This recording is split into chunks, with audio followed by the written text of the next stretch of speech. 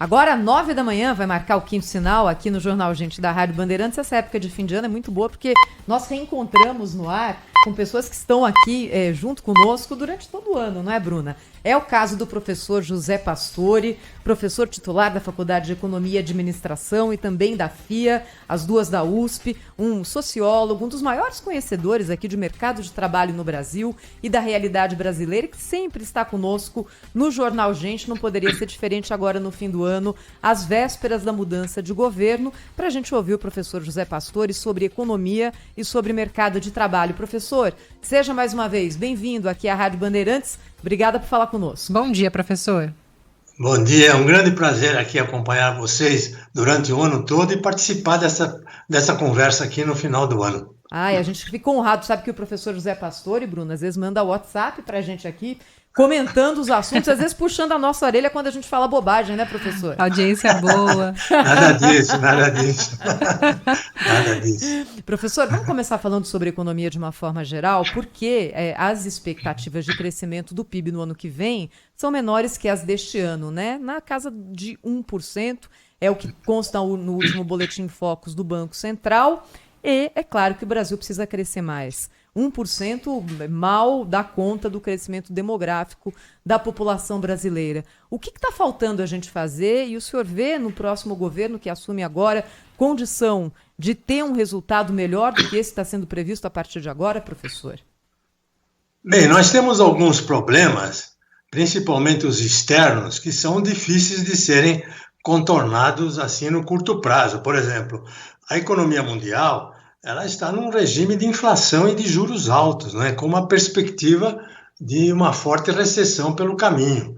É difícil a gente querer interferir nesse problema, senão impossível, né? Há também as questões das discriminações contra importações brasileiras. Por exemplo, a União Europeia, ela já determinou que não vai importar nada de países que têm problemas ambientais. Isso pode nos atingir bastante. Então, essas coisas externas realmente são incontornáveis. Agora, os nossos problemas internos, quem sabe a gente pode contornar com o próximo governo, não digo nos primeiros meses, mas ao longo do ano, como, por exemplo, a questão dos juros e dos impostos altos, né? Se nós tivermos aí uma redução dos juros e uma melhoria, uma simplificação dos nossos impostos, podemos já ter uma boa perspectiva de crescimento ao longo de 2023. Além do mais, tem algumas coisas que já estão contratadas para 2023 e podem ser positivas. Uma delas são as concessões. Várias concessões que foram aprovadas em 2020 e 2021 estão entrando em regime de obras agora, como é o caso do 5G, o caso de aeroportos, de armazéns, etc. Isso gera emprego, gerando emprego gera renda, gerando renda, o consumo roda e a economia pode ter uma melhoria até o final do ano, não é? E há também a questão das incertezas do governo no tratamento da questão do déficit público, né? Se isso aí for esclarecido com um arcabouço fiscal razoável logo no primeiro semestre, eu acho que os empreendedores vão ganhar, digamos, confiança e provavelmente vamos ter um final de ano melhor do que esse que está sendo esperado agora mesmo, se essas medidas vierem a ser tomadas, né? E, professor, em relação à reforma trabalhista, o que a gente pode esperar da reforma trabalhista em 2023 e como que deve impactar ali especialmente o pequeno empresário? A reforma trabalhista, que foi feita em 2017, ela já apresentou vários resultados positivos até aqui. Um deles é uma drástica redução dos conflitos, não é? Das ações na Justiça do Trabalho. Isso é muito importante. Um outro resultado positivo foi a aprovação das regras de terceirização, que facilitaram muito as empresas a aumentar as contratações. Elas aumentaram as contratações. Tanto que o emprego, o mercado de trabalho está muito aquecido até agora. Ele, apesar da pandemia, nós tivemos já uma recuperação completa de tudo aquilo que estava em 2019 e algo mais. Nós já acumulamos, só nos últimos 12 meses, quase 3 milhões de postos de trabalho formais. Isso, é claro que tem muito a ver com a dinâmica da economia, mas tem a ver também com a simplificação que as regras trabalhistas foram implantadas depois de 2017, né? Há um problema que ficou pendente, porque a reforma trabalhista não tratou dele, que é a questão da proteção dos trabalhadores em plataformas digitais. Esse é um problema muito urgente, muito grave. O que está acontecendo é uma desumanidade, essas pessoas não têm proteção, e isso precisa ser acertado com muita urgência. Então, eu acho que, no balanço geral, a reforma trabalhista trouxe impactos muito mais positivos do que negativos para a economia e para os trabalhadores do Brasil. Professor, eu vou aproveitar o gancho do senhor para entrar exatamente nessa questão das pessoas que trabalham com o aplicativo. Durante a campanha, o presidente eleito Lula, inclusive, fez, né, várias promessas em relação a essas pessoas, a esse público que aumentou demais, inclusive durante a pandemia, as pessoas que perderam emprego e ali, como é um serviço essencial, passaram a entregar. E hoje a gente tem aqui em São Paulo, muito se vê, né, Thaís, muitos entregadores de bike ali, de bicicleta, às vezes arriscando a própria vida nas entregas e sem esse retorno, sem ali saber como que vão seguir daqui para frente, sem uma garantia de trabalho. Qual que será o desafio do governo nessa questão específica dos entregadores, na avaliação do senhor? Bruna, o desafio do governo brasileiro é o mesmo desafio de todos os outros governos neste momento. O mundo inteiro está procurando uma forma de proteger esses trabalhadores, e eles precisam ser protegidos, porque afinal são pessoas que adoecem, que envelhecem, que morrem, que sofrem acidentes, enfim, precisam ser protegidos. Agora, esse mundo da plataforma digital é um mundo muito heterogêneo. A gente pensa que isso se resume a entregador de alimento, mas não é assim, há de tudo nesse mundo da plataforma digital. Há entregador de alimento, há pintores, há pedreiros, há manicures, há escriturários, há artistas, enfim, é um mundo, uma heterogeneidade fantástica. E o modo de trabalhar também é muito heterogêneo e muito diversificado. Alguns trabalham 2, 3 dias por semana, outros trabalham todos os dias, alguns trabalham 2, 3 horas por dia, outros trabalham 16 horas por dia, muito diversificado. Além do mais, é muito comum para esse mundo que as pessoas trabalham para mais de uma plataforma. Então, se ele é entregador de alimento, ele trabalha para mais de um restaurante, ou se ele é desenhista em casa, ele atende vários clientes. Ou se ele é o tradutor, por exemplo, também ele trabalha para vários clientes em regimes diferentes. Ele não tem continuidade no tempo, não tem continuidade no espaço. Então, é tudo aquilo que é diferente da situação de emprego convencional. O que é o emprego convencional? A pessoa está contratada numa empresa onde há um chefe, onde há uma subordinação, com um regime de trabalho mais ou menos estável, uma jornada definida, com entradas, descansos, etc., férias e assim por diante.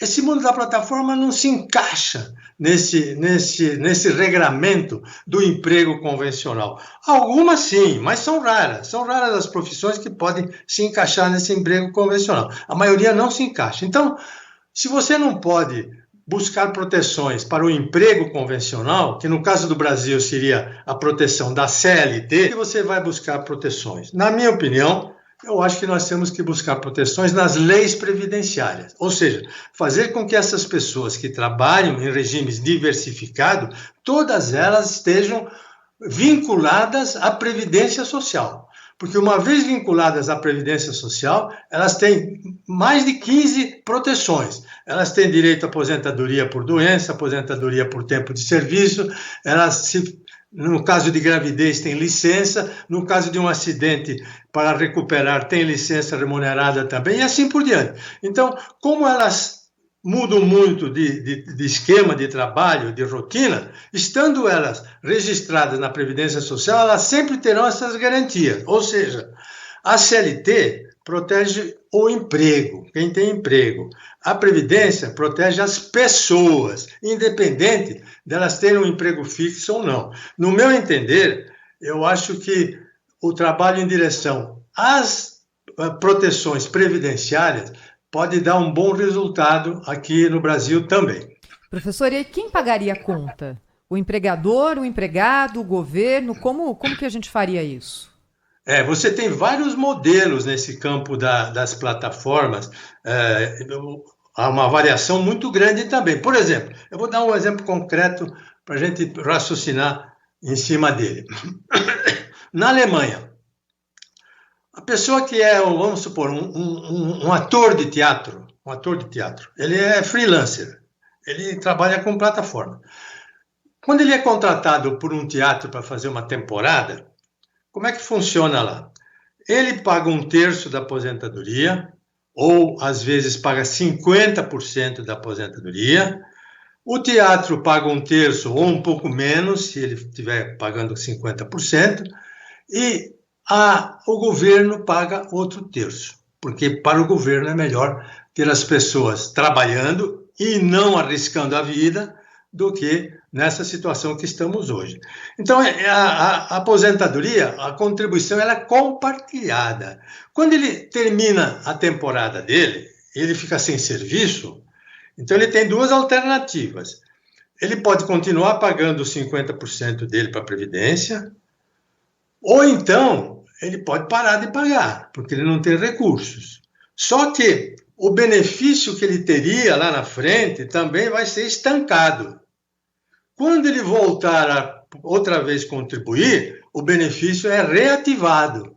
E se ele quiser chegar no mesmo nível de benefício que ele tinha antes, basta ele contribuir um pouco mais do que ele contribuía ao longo da carreira. Não é preciso fazer isso tudo de uma vez, porque numa carreira de 30, 35, 40 anos, ele terá a oportunidade de tirar a diferença daquele tempo em que ele ficou parado. É um dos modelos. Nós podemos pensar em outros modelos, mas é uma maneira de ratear, compartilhar a responsabilidade da contribuição previdenciária. Muito interessante, viu, professor José Pastor? É bom a gente também conhecer exemplos, não é, de países que já acharam soluções para questões pelas quais a gente passa hoje ainda sem achar uma perspectiva. Professor, durante a campanha eleitoral, e essa campanha foi ruim do ponto de vista do debate, né? Uma campanha muito agressiva, uma campanha que passou ao largo ali dos assuntos que são mais relevantes. Mas o presidente eleito Lula e o entorno da campanha do PT, por mais de uma vez, sinalizaram que gostariam de alguma forma, mexer na reforma trabalhista que foi aprovada durante o governo Michel Temer. Se usou a palavra revogar, depois a palavra alterar, depois calma, não é tudo isso. O fato é que há uma dúvida em relação ao que vai acontecer. Qual é a expectativa do senhor em relação a isso, a vontade de fato do governo de mexer nessa questão e a receptividade que isso pode vir a ter no Congresso Nacional? Veja, Thaís, a reforma trabalhista ela tem uma nuance que eu vou tomar a liberdade de explicar aqui, porque ela tem muito a ver com essa ideia de revogar, revisar, restituir direitos, etc. A reforma trabalhista, ela de uma maneira engenhosa, ela introduziu no país um sistema de liberdade com proteção. Liberdade com garantia. Como é que funciona isso? A reforma trabalhista diz o seguinte: existem 15 direitos que podem ser negociados livremente entre as partes, com a ajuda dos sindicatos. O que as partes acertarem vale mais do que a lei. Prevalece sobre a lei. São 15 direitos. A mesma reforma disse o seguinte: existem 30 direitos que não podem ser negociados de jeito nenhum, mesmo que as partes queiram. É o caso da licença gestante, é o caso do trabalho do menor, é o caso do respeito à dignidade da pessoa humana, etc. São garantias construídas. Essas não podem ser negociadas. Muito bem. Aquelas que podem ser negociadas, que são 15, vou dar um exemplo também para ficar claro aqui. Vamos supor que as partes queiram reduzir o horário de almoço de 60 minutos para 30 minutos, para poder sair mais cedo, buscar criança na escola, fazer as atividades pessoais, etc. Muito bem. Negociou isso? Tá valendo mais que a lei, que diz que a lei... O que diz a lei? A lei diz 60 minutos. Mas as partes negociaram 30, está valendo. Está dentro dos 15 direitos negociáveis. Agora, se as partes não quiserem negociar isso, é só ficar quieto. Está valendo os 60 minutos da CLT. E assim acontece com os 15 direitos que são negociáveis. Nada foi revogado. Só seria revogado, entre aspas, se as partes negociarem. Se as partes não quiserem negociar, está valendo a CLT do jeito que está.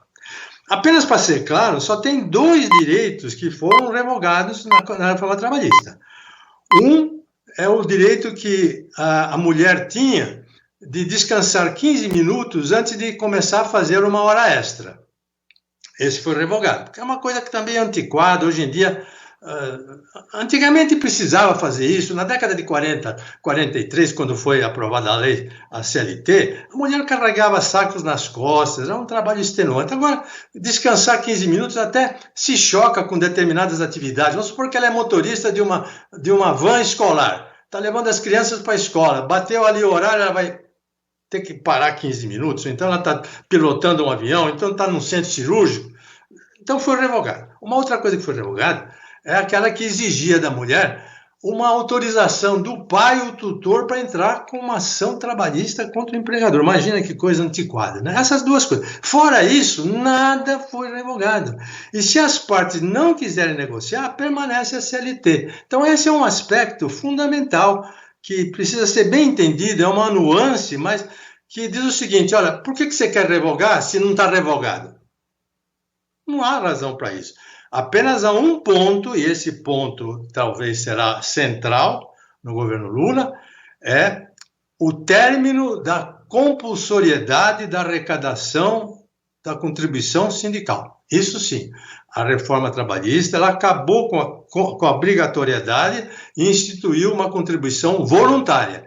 Isso arrasou com as finanças dos sindicatos laborais e patronais, e provavelmente esse tema será central nas discussões trabalhistas deste ano de 2023.